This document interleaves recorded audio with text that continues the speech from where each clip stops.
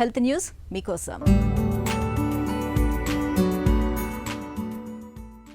మనం భోజనం చేశాక తిన్న 5-6 నిమిషాల్లోనే జీర్ణాశయంలో గ్లూకాన్ లైక్ పెప్టిడ్ 1 అనే హార్మోన్ స్రవిస్తుంది.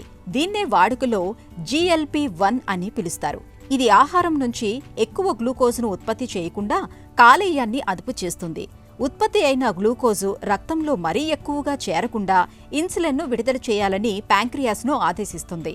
అక్కడితో ఆగదు, కడుపు నిండిపోయింది, ఇంకేమీ తినలేమనే భావనను కలిగిస్తుంది.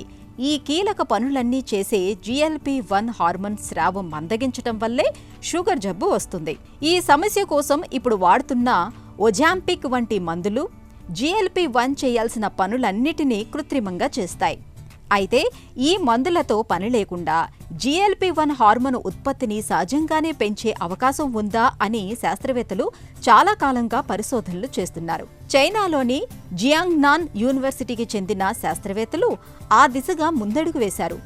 GLP-1 హార్మోన్కి జీర్ణ వ్యవస్థలో ఉన్న బి వల్గటాస్ అన్న బ్యాక్టీరియాకు మధ్య సంబంధం ఉన్నట్లు కనిపెట్టారు. బి వల్గటాస్ బ్యాక్టీరియా మోతాదు ఎక్కువగా ఉన్న వాళ్లల్లో షుగర్ జబ్బు చక్కగా అదుపులో ఉండటాన్ని పరిశోధకులు గమనించారు.